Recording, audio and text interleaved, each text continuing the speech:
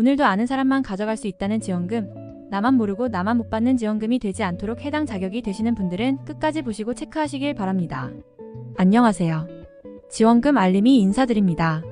경기 침체가 가속화되면서 실업률 역시 증가함에 따라 실업급여 신청 건수도 지속적으로 늘고 있는데요. 실업급여 부정수급에 대한 문제점이 지속적으로 이슈화됨에 따라 5월부터는 실업급여 지침이 전면 적용되었습니다. 다시 말해서 앞으로는 실업급여를 받는 모든 수급자가 한층 까다로워진 실업인정 기준을 적용받게 되는 겁니다.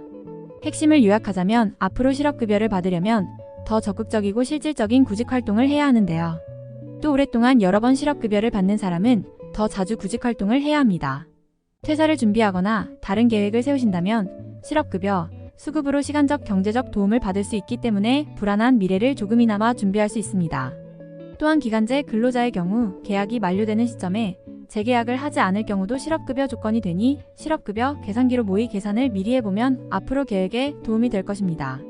먼저 실업급여 계산기로 모의 계산을 하기 전에 실업급여 조건이 되는지의 여부를 먼저 확인해 볼 필요가 있는데요.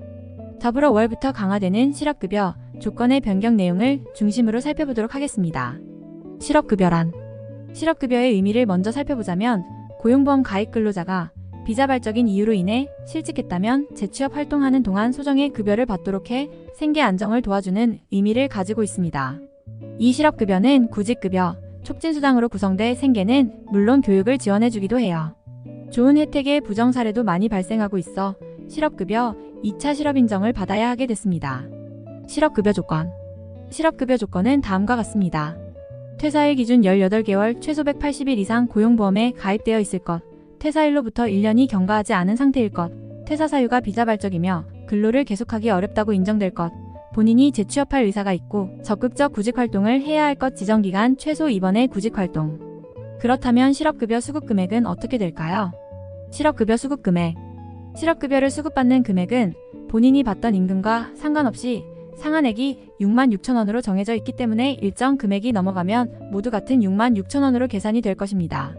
하루 상한액 66,000원을 기준으로 한 달간 실업급여를 받을 수 있는 금액은 198만원입니다. 각 임금이나 근무기간, 연령, 장애 여부 등의 조건에 따라 지급기간이 달라지므로 받는 총액은 각기 다를 수 있습니다. 실업급여 수급기간은 가입기간 및 연령에 따라 달라지며 월 30일 기준 최대 198만원, 최저 약 180만원을 지급받을 수 있습니다. 재취업활동 강화 정부는 실업급여 부정수급을 줄이기 위해 변경된 기준을 전면 도입했는데요. 일반 수급자의 경우 1, 4차 실업인정은 4주 1회, 5차부터는 매 4주 2회 이상으로 재취업활동을 해야 합니다. 단, 만 60세 이상 및 장애인은 전체 실업인정 기간 중 4주 1회 이상의 재취업활동만 하면 됩니다. 구직 외 활동의 인정 범위도 변경됩니다. 온라인 및 고용센터가 주최한 단기 특강은 전체 실업인정 기간 중 총 3회까지만 인정받을 수 있는데요. 직업심리검사, 심리안정 프로그램도 재취업활동으로 1회만 인정되며 같은 날 여러 건 구직활동 시 그중 1건만 재취업활동으로 볼 수 있습니다. 실업급여 체계가 바뀌면서 기존 수급자는 물론 신규 수급자들 역시 앞으로 재취업활동에 더욱더 신경을 써야 할 것으로 예상되는데요.